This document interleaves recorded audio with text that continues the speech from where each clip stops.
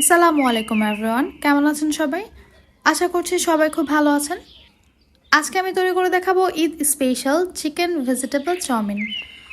ঈদের দিন কম বেশি সবাই আমরা নুডলস অথবা চাউমিন তৈরি করে থাকি। আর এই ঈদে চাউমিনটা যদি এইভাবে তৈরি করা যায়, ছোট বড় সবাই কিন্তু ইমপ্রেস হয়ে যাবে।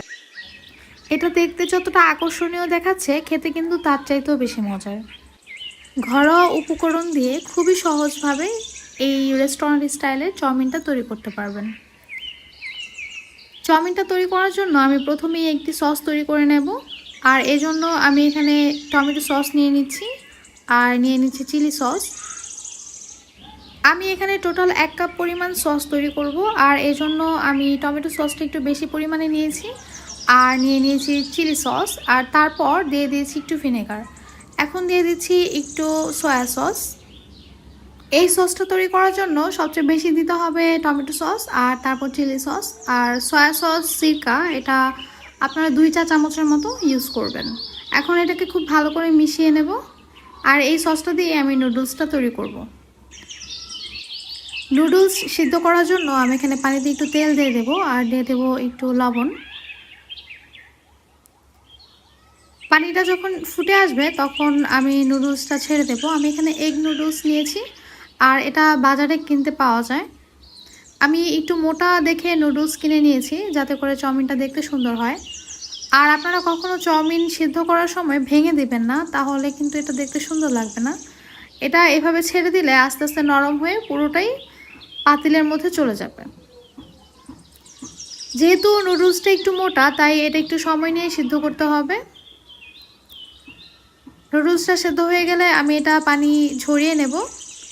আর এখানে আমি চাউমিন তৈরি করার জন্য পরিমাণ মতো তেল নিয়ে নিয়েছি।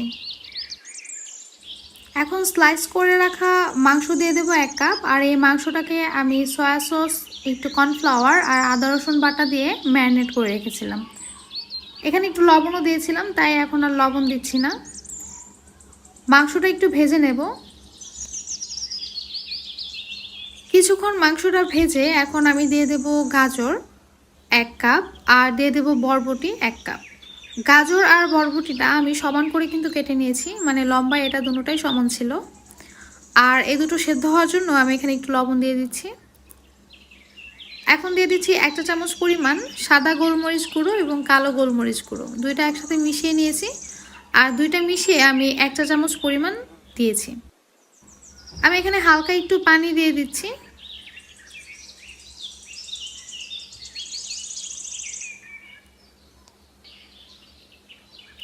বরবটি আর গাজরটা একটু সেদ্ধ হয়ে আসলে আমি এখানে ডিম দিয়ে দেব। আপনারা চাইলে ডিমটা আগে থেকে ভেজে রাখতে পারেন, তবে এইভাবে ডিমটা দিলে সেই চাউমিনটা দেখতে খুব সুন্দর লাগে। ডিমটা ভালো করে আমি সবজির সাথে ভেজে নেব।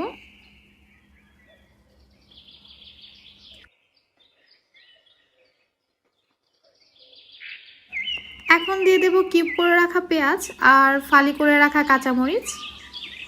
কাঁচামরিচের দানাগুলো কিন্তু আমি একটু সরিয়ে নিয়েছি, মানে সব দানাগুলো দিইনি, কিছুটা রয়েছে আর কিছুটা ফেলে দিয়েছি।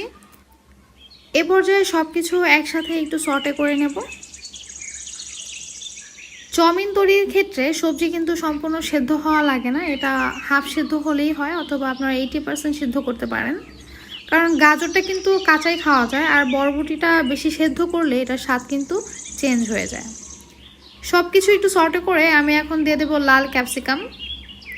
আপনারা চাইলে এখানে যে কোনো কালার ক্যাপসিকাম দিতে পারেন, তবে আমার কাছে লাল ক্যাপসিকামই ছিল। আর ক্যাপসিকামটাও আমি এখন একটু সর্টে করে নেব।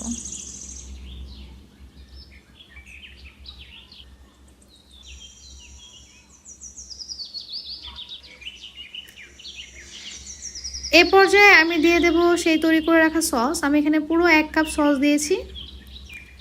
এই চাউমিনটা তৈরি করতে সসের পরিমাণটা কিন্তু একটু বেশি দরকার পড়ে। আপনারা যদি রেস্টুরেন্ট স্টাইলে যে কোনো চাউমিন তৈরি করতে চান, সেখানে কিন্তু সসটা একটু বেশি দিতে হয়।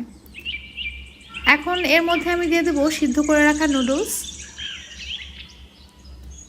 নুডলসের সাথে চিকেন আর ভেজিটেবলের যেই মিক্সচারটা আছে সেটা খুব ভালো করে মিশিয়ে নেব।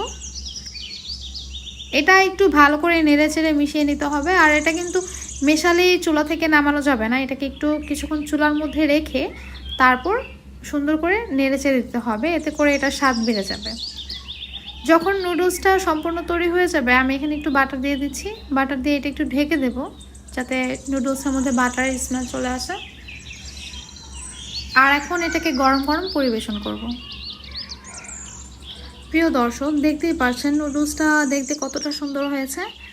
যে কোনো অতিথি আপ্যায়নে, যে কোনো অকেশনে এইভাবে যদি চাউমিনটা তৈরি করে দেওয়া যায়, সবাই ভাববে এটা রেস্টুরেন্ট থেকে অর্ডার করেছেন। এটা খেতে খুবই সুস্বাদু আর এটা তৈরি করাও কিন্তু খুব সহজ।